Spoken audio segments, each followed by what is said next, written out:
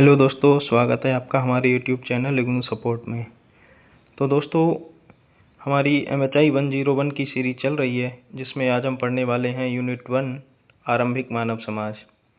तो दोस्तों, इस यूनिट को हम इन पॉइंट्स के अंदर कवर करेंगे। पहला है अध्ययन के स्रोत। अध्ययन के क्या क्या स्रोत हैं, क्या पुरातात्विक स्रोत हैं, क्या साहित्यिक स्रोत हैं, मनुष्य की उत्पत्ति कैसे हुई, आधुनिक मानव जो होमो सेपियंस होपियंस है इसकी उत्पत्ति कैसे हुई, मनुष्य और पशुओं में क्या अंतर है, हम पशुओं से कैसे अलग हैं, इसके बारे में पढ़ेंगे। औजारों का आविष्कार कैसे हुआ, आग की खोज कब हुई, किस तरह से हुई, नातेदारी व्यवस्था किस तरह से विकसित हुई, नातेदारी की उत्पत्ति कैसे हुई, नातेदारी का जन्म कैसे हुआ, विनिमय कैसे शुरुआत हुई विनिमय की और कब शुरुआत हुई, वस्तु विनिमय चलता था पहले, तो उसकी शुरुआत कब हुई, कला और भाषा का जन्म कब हुआ, शिकारी संग्रहकर्ता से हम क्या सीख सकते हैं, उनकी संस्कृति से हम क्या सीख सकते हैं, वो सब हम पढ़ेंगे। इसके बाद देखेंगे कि पशुपालक खानाबदोशी थे, वो कौन थे, किस तरह का जीवन यापन करते थे, उनकी संस्कृति किस तरह की थी, और फिर कृषि जब विकसित हो गई तो कृषि के क्या परिणाम हुए, किस तरह से लोगों ने फिर एक जगह स्थिर समाज का निर्माण कर लिया। तो इन सब चीज़ों को देखेंगे। चलिए आगे चलते हैं। तो दोस्तों चलिए चलते हैं अध्ययन के स्रोत। अध्ययन के स्रोत में क्या क्या है दोस्तों? अध्ययन के स्रोत में जो शिकारी संग्रहकर्ता समाज था, तो ज़्यादातर तो वो पत्थर और हड्डियों के बने औजार, यही हम अध्ययन के रूप में ज़्यादा इस्तेमाल करते हैं। हालांकि जो हड्डी लकड़ी के भी औजार बनते होंगे, लेकिन लकड़ी के औजार अभी तक सर्वाइव नहीं कर पाए, तो हमें लकड़ी के औजार मिलते नहीं। हालांकि संभावना ये ज़्यादा है कि लकड़ी के औजार भी बनाते होंगे। पौधे थे, पौधे को भी अवशेष कम ही बचे हैं, ज़्यादातर तो सड़ गल गए हैं, तो उनका बहुत ज़्यादा, लेकिन जो बचे हैं उनसे ही हमें अध्ययन करना पड़ता है। इसके अलावा कुछ अभी भी ऐसे कई ट्राइब्स हैं, जो जनजाति हैं, वो शिकारी संग्रहकर्ताओं की तरह रहते हैं, तो हम उनका अध्ययन करके भी ये पता लगा सकते हैं कि जो उस टाइम का समाज था वो कैसा था। ठीक है, अब हमारा है अगला मनुष्य की उत्पत्ति। मनुष्य की उत्पत्ति कैसे हुई? अब जो शुरुआती मानव था ना, उसकी उत्पत्ति अफ्रीका महाद्वीप में हुई। ये तो पता ही होगा कि अफ्रीका महाद्वीप में शुरुआत में इंसानों का जो आविर्भाव हुआ।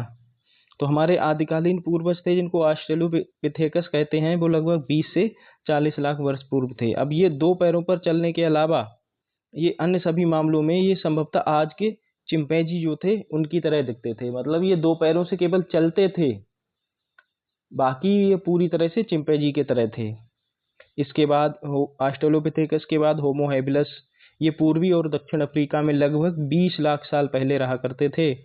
और ऐसा माना जाता है कि सबसे पहले जो पत्थर के औजार बनाए वो होमो हैबिलिस ने ही बनाए। हालांकि ऑस्ट्रेलोपिथेकस को भी मानते हैं कि इन्होंने भी लकड़ी के औजार बनाना शुरू कर दिया था, लेकिन इनके औजार क्योंकि लकड़ी के बने थे तो वो बहुत ज़्यादा मिलते नहीं है, तो फिर हम यही मान लेते हैं कि होमो हैबिलिस जो था, जो लगभग 20 लाख साल पहले था, उसने सर्वप्रथम पत्थर के औजार बनाए। होमो हैबिलिस के बाद लगभग 15 लाख वर्ष पूर्व होमो इरेक्टस का जन्म हुआ, और ये लगभग अगले 10 लाख वर्षों में अफ्रीका से निकले और उन्होंने आग जलाना सीख लिया। जो होमो इरेक्टस थे, उनका जो आविर्भाव हुआ वो लगभग 15 लाख साल पहले हुआ। फिर वो 10 लाख साल तक इधर उधर भटकते रहे और धीरे धीरे करके पूरे पृथ्वी पर अन्य महाद्वीपों में भी फैल गए। इन्होंने ही आग जलाना सीखा था। 3,50,000 साल पहले के आसपास निएंडरथल मैन नामक प्रजाति का जन्म हुआ। वे छोटे और गठीले शरीर वाले लोग थे, परंतु वे अभी तक पूरी तरह मनुष्य नहीं बन सके थे। जो निएंडरथल तक थे, वे थे तो मनुष्य की तरह ही। लगभग उनका कद कितना था, जितना 3.5-4 फीट का उनका कद था, तो लगभग जो हमारे 11-12 साल के बच्चों का कद होता है, उस तरह का उनका कद था। तो वो विकसित तो इंसानों की तरफ विकसित हो रहे थे, लेकिन अभी तक वो जानवर। अब आधुनिक मानव कैसे हुआ? अब पूर्ण आधुनिक मानव जो था, उसके जो चिन्ह थे वो लगभग 1,20,000 से 60,000 वर्ष पहले दक्षिण अफ्रीका में जो कलेसर नदी है उसके मुहाने पर सबसे पहले मिलते हैं। अब आधुनिक मानव जो था वो डेवलप कैसे हुआ? उसमें ना अपने परिवेश के अनुसार अपने को ढालने की अदम्य क्षमता थी। इसी वजह से वो पृथ्वी के जो बाकी हिस्से थे उनमें भी आसानी से बस गया। जहाँ जहाँ ज़्यादा सर्दी थी वहाँ भी वो अपनों को सर्दी के अनुकूल ढाल लिया, जहाँ बहुत ज़्यादा गर्मी थी वहाँ उसने खुद को गर्मी के अनुकूल ढाल लिया। अब ये आग को नियंत्रित कर सकते थे और अपने लिए घर बना सकते थे। जब होमो सेपियंस होपियंस का विकास हुआ तो आग की खोज तो होमो इरेक्टस ने कर ली थी, लेकिन आग को नियंत्रित होमो सेपियंस सेपियंस ने करना सीखा और धीरे धीरे उन्होंने रहने के लिए घर बनाना शुरू कर दिया। अब ज्यादा बड़े जानवरों का शिकार करते थे और जल संसाधनों का उपयोग करने लगे। जल संसाधनों का उपयोग करने लगे मतलब अगर नदी है तो उसमें नाव चलाने लगे, मछलियां मारने लगे, खेती सिंचाई के लिए नदी के पानी का उपयोग करने लगे। इस तरह से नए नए औजारों का इन्होंने विकास किया, कपड़े की सिलाई वगैरह सीख गए, छाल को सिलना शुरू कर दिया था। अब जो मनुष्य के रंग रूप और शरीर के आकार में जो अंतर हम आज देखते हैं कि अफ्रीका में थोड़े सा जो मनुष्य शरीर है उसका रंग थोड़ा काला है, यूरोप महाद्वीप में थोड़े गोरे हैं और एशिया महाद्वीप में थोड़ा सा कद छोटा है। तो ये जो रंग रूप में अंतर आया है, ये जो होमोसेपियंस सेपियंस से ही आना शुरू हुआ था। अब मनुष्य पशुओं से अलग कैसे, हम में और पशुओं में क्या अंतर है? तो इन मुख्यतः ये 6 अंतर हैं जो हम में और पशुओं में है, जिसमें क्या है कि मनुष्य औजार बनाता है जबकि पशु औजार नहीं बनाते। हालांकि कुछ पशु हैं जैसे कौवा है, कभी कभी इनको, और चिंपैंजी है, कभी कभी ये औजार प्रयोग करते हैं पत्थर वत्थर के, लेकिन ये हमेशा ये एक्सेप्शनल केस है, वो अपवाद स्वरूप करते हैं, हमेशा ऐसे नहीं करते। मनुष्य कच्चा तथा पका दोनों प्रकार का भोजन करता है जबकि जानवर मोस्टली कच्चा ही भोजन करते हैं। मनुष्य की लंबी चौड़ी नातेदारी व्यवस्था होती है, जानवरों में ऐसी कोई नातेदारी व्यवस्था नहीं पाई जाती है। अब मानव है, हम अन्य मानव समुदायों के साथ विनिमय और लेन देन करते हैं, व्यापार करते हैं हम एक दूसरे मानव समुदायों के साथ में, तो ये जानवरों में जबकि ऐसा नहीं होता है। मनुष्यों के पास एक विकसित भाषा होती है और इसके द्वारा वह संवाद और संप्रेषण करता है। हमारे पास एक विकसित भाषा है, भाषा की वजह से ही हम आप एक दूसरे से संवाद कर पा रहे हैं, जबकि जानवरों में एक संकेतात्मक प्रतीकात्मक भाषा है, वो विकसित भाषा नहीं है, वो भाषा का एक बिल्कुल संकेत रूप है। अब मनुष्य ने कला की खोज करी है, जबकि जो जानवर हैं, जो मनुष्य पशु हैं, वो अब कला का इस्तेमाल नहीं करते, ना कला बनाते हैं, ना ही कला का वो इस्तेमाल करते हैं। अब जो प्राणी जगत में केवल मानव ही ऐसा है जो अपने लिए खाद्य पदार्थों का उत्पादन करता है। इंसानों के अलावा खाद्य पदार्थों का उत्पादन कोई नहीं करता है। तो ये 5-6 पॉइंट हैं जिनकी वजह से हम इंसानों से अलग हैं। औजारों का आविष्कार और आग की खोज कैसे हुई? दोस्तों, औजार बनाना ना मनुष्य की एक सुनिश्चित विशिष्टता है। मनुष्यों के अलावा और कोई भी जो प्राणी है और कोई जीव जंतु है, कोई भी औजार नहीं बनाता है। अब संभवतः सबसे पहला जो औजार निर्माता था वो हमने पहले ही डिस्कस कर लिया कि ऑस्ट्रेलोपिथेकस था, उसको माना जाता है।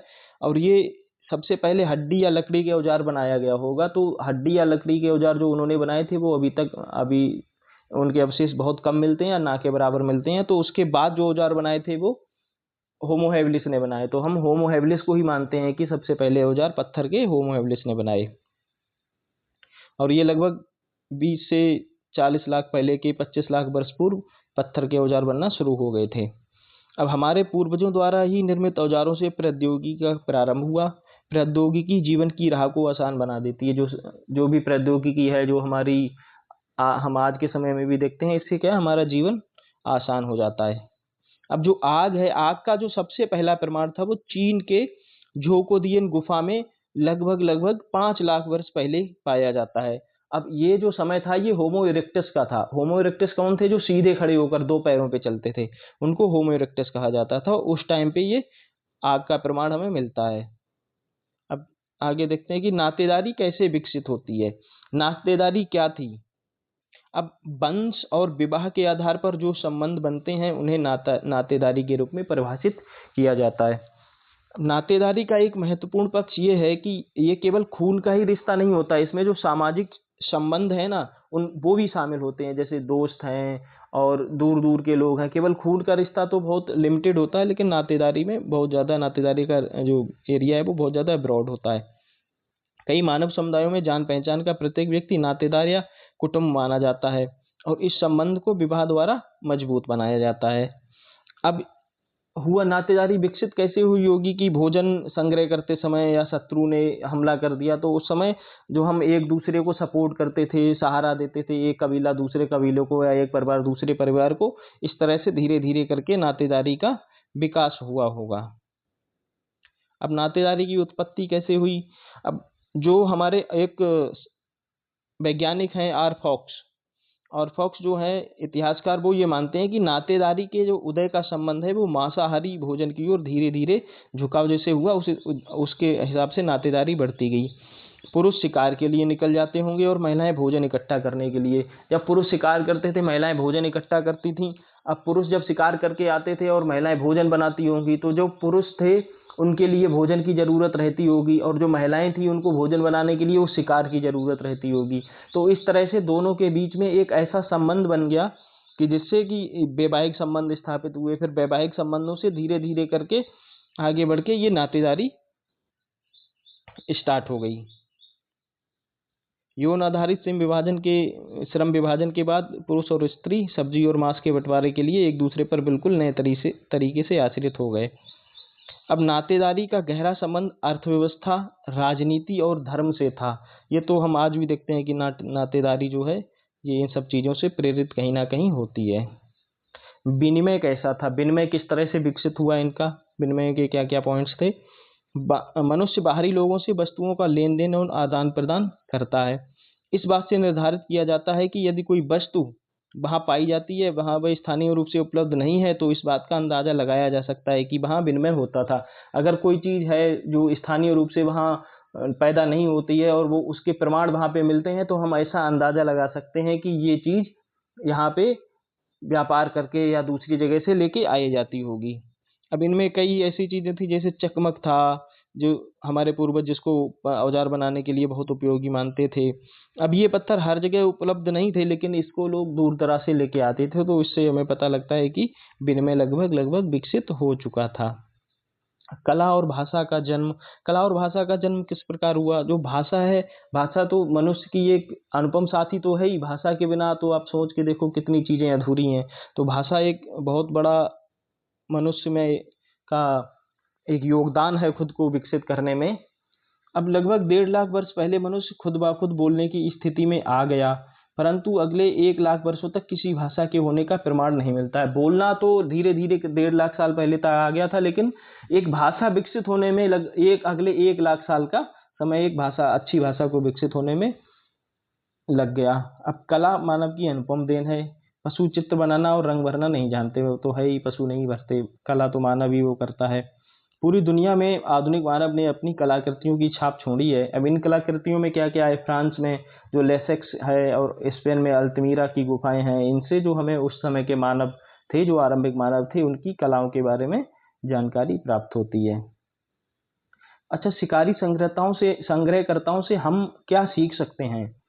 तो उनसे सीखने को हमें ये मिलता है कि ये बहुत छोटे छोटे समूहों में रहते थे। उनके पास कोई केंद्रीकृत सत्ता या स्थायी सेना नहीं थी। मतलब कि उस टाइम एक ऐसी स्थायी सेना नहीं थी जैसी अभी हमारे पास है, जिसका हालांकि सेना तो थी। जब युद्ध होता था तो जो सारे जो कृषक थे या जो पशुपालक थे वो सब मिलके युद्ध करते थे, तो उनका जो फुल टाइम जो जॉब होती है वो सेना का नहीं था। वो अपना नॉर्मल काम करते थे और युद्ध के समय वो सब सेना में तब्दील हो जाते थे।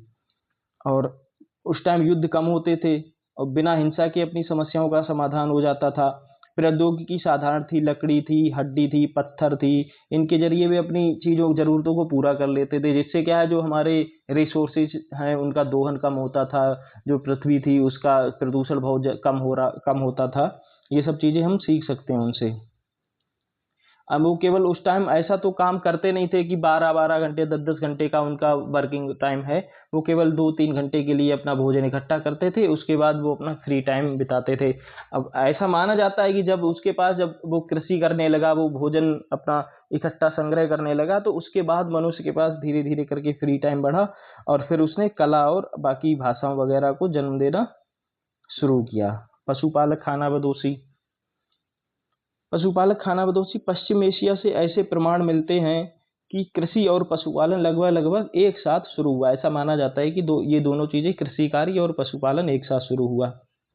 जो पशुपालक थे वो चरागाह की खोज में एक जगह से दूसरी जगह घूमते रहते थे। ऐतिहासिक रूप से खानाबदोश एशिया, अफ्रीका और अमेरिका के घास के मैदानों में रहा करते थे, जहां उनके मवेशियों के लिए पर्याप्त मात्रा में घास उपलब्ध थी। विभिन्न पशुपालक खानाबदोश समुदायों में विभिन्नताएं भी थीं और उनके अपने विशिष्ट तरीके भी। जो हर जगह के अपने अपने पशुपालक जो खानाबदोश थे, उनके अपने अपने तौर तरीके थे, उनकी अपनी अपनी संस्कृति थी। अब ये विशिष्टताएं इस बात से निर्धारित होती थीं कि वह समुदाय कौन सी विशिष्ट पशुओं को पालता है, कोई गाय का पालता है, कोई भैंस पालता है, तो इस तरह से उनकी विशिष्टताएं भी निर्धारित होती थीं। कृषि। पश्चिम एशिया, मिस्र, भारत, चीन जैसी जगहों पर जलवायु में हुए परिवर्तनों के कारण कृषि जीवन यापन का मुख्य साधन बन गया था उस टाइम तक। कृषकों का जब कृषि शुरू हुई तो जीवन स्थिर हो गया और ये फसल उपजाते थे, मवेशियों को पालते थे। स्थायी और स्थिर जीवन शुरू होने के साथ ही ग्रामीण बस्तियां और आबादी बढ़ी। जब धीरे धीरे लोग एक जगह पर रहने लगे तो वहां समूह इकट्ठा होने लगे, धीरे धीरे आबादी बढ़ी, जनसंख्या बढ़ी। कृषि का जो अधिशेष जब उत्पादन होने लगा तो और जनसंख्या बढ़ी। मिट्टी के बर्तन, धातु कर्म जैसे शिल्पों का विकास हुआ। जब कृषि जो है उसमें हमेशा तो काम नहीं रहता। जब जो बीज का टाइम था तो उस टाइम को यूटिलाइज करने के लिए ये सब मिट्टी के बर्तन बनाना वगैरह शुरू हो गया। अब धीरे धीरे राज्य और शहर निर्मित हुए। अब केवल एक दिन का भोजन नहीं बल्कि पूरे मौसम की यानी दीर्घ अवधि की योजना बनाई जाने लगी थी, क्योंकि भोजन का तो इंतजाम हो गया था। कृषि के परिणाम क्या थे? ग्रामीण संस्कृति का जन्म कृषि में एक जगह रहने की बाध्यता थी, इसलिए कृषि के आरंभ होने से गांव का उदय हुआ। ये चीज सोचने वाली है। जनसंख्या में वृद्धि और बस्तियों का विस्तार। एक जगह बसे समुदायों में जनसंख्या की वृद्धि तेजी से हुई।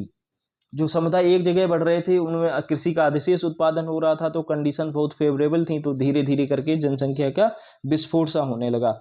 जनजातीय समुदायों का उदय। कृषि के आगमन से दीर्घावधि सहयोग की भावना का भी उदय हुआ। कृषि का आगमन हो गया तो एक दूसरे को लोग सपोर्ट भी करने लगे कि जो पशुपालक थे वो कृषकों को सपोर्ट करते थे और कृषक पशुपालकों को। नई महामारियां और नई बीमारियां, तरह तरह का जब खान पान बदला, जलवायु बदली, तो नई नई तरह की बीमारियां वगैरह भी आई। नई व्यवस्था और टकराव। स्थायी घर बनाने में काफी श्रम लगता था। इसी प्रकार खेतों में काम करने में भी जी तोड़ मेहनत करनी होती थी। कृषि समुदायों को संग्रहकर्ताओं की अपेक्षा अपने खेतों और घरों की ज्यादा हिफाजत करनी होती थी। तो इनको खेती की हिफाजत तो करनी होती थी। जंगली जानवर हैं, प्राकृतिक आपदाएं हैं, मौसम का पूर्वानुमान लगा के कि अगर फसल पकने वाली है तो बारिश से पहले उसको काट दिया जाए। तो इस तरह के इन सब चीजों की वजह से उनको ज्यादा वो करना पड़ता था। तो दोस्तों हमारा आज का यूनिट यहीं पे खत्म होता है। अब आइए हम देख लेते हैं प्रीवियस ईयर के क्वेश्चन पेपर और क्या इंपॉर्टेंट क्वेश्चन जो पिछले साल पूछे गए थे। होमो सेपियंस सोपियंस के विकास का संक्षिप्त परिचय दीजिए। हमने देखा ही कि पहले ऑस्ट्रेलोपिथेकस था 20 से 40 लाख पहले, 40 लाख साल पहले। उसके बाद होमो हैबिलिस आया 20 लाख साल पहले करीब। उसके बाद होमो इरेक्टस 15 लाख साल पहले होमो इरेक्टस आया। उसके बाद जो आधुनिक मानव है उसका जो आविर्भाव 1,20,000 से 60,000 के बीच, 60,000 वर्ष पूर्व के बीच ऐसा माना जाता है कि होमो सेपियंस सेपियंस का आविर्भाव हुआ। तो ये हमारा इंसान का जो विकास कैसे हुआ। नातेदारी क्या है, इसका उद्देश्य क्या है ना, तो नातेदारी किस लिए विकसित हुई? एक दूसरे को सहयोग देने के लिए, एक दूसरे की मदद के लिए। धीरे धीरे करके विवाह बंधन हुए, उसके बाद एक कबीले से दूसरे कबीले में आदान प्रदान हुआ। तो इस तरह से धीरे धीरे करके नातेदारी का उदय हुआ। मानव विकास की प्रक्रिया में भाषा ने क्या भूमिका निभाई? तो भाषा ने महत्वपूर्ण भूमिका निभाई कि जब भाषा विकसित हो गई तो एक दूसरे से संवाद करना बड़ा आसान हो गया। अब अपनी बात, अपनी जो भावनाएं थी वो एक दूसरे को आराम से व्यक्त कर सकते थे, बता सकते थे, जिससे कि जो एक समुदाय से दूसरे समुदाय या एक जगह से दूसरे देश वाले आराम से कम्युनिकेट या संचार कर सकते थे। पशुपालक खानाबदोश पर टिप्पणी लिखिए। तो जो पशुपालक खानाबदोशी थे वो अपने पशु पालते थे, इधर उधर घूमते रहते थे, कभी चारागाहों की खोज में। जो स्थायी समुदाय थे उनसे अपनी कुछ चीजें देते थे, दूध के मटेरियल, दूध से बने हुए पदार्थ, उनसे कुछ लेते थे जैसे अनाज वगैरह है, फिर वो एक जगह से दूसरी जगह बेचते थे। यही ज्यादातर इन्होंने ही बाद में चल के जो व्यापार वगैरह का विनिमय जो शुरू हुआ वो इन्हीं की वजह से हुआ। कृषि के परिणामों पर संक्षिप्त चर्चा कीजिए। जो कृषि के परिणाम थे, कृषि के परिणाम क्या थे? अधिशेष उत्पादन होने लगा, गांव बसने लगे, जनसंख्या में वृद्धि हो गई, शहर धीरे धीरे करके शहर बसने लगे, मिट्टी वगैरह के बर्तन बनने लगे, और इस तरह से धातु कर्म वगैरह, शिल्प वगैरह का जो शुरुआत हुई वो जो कृषि आरंभ हुई थी उसके बाद ही जो कृषि की शुरुआत हो गई, उसके बाद ये सब कामों को की शुरुआत हुई। तो दोस्तों, thanks for watching. Please do like, share and subscribe our channel. Thanks you.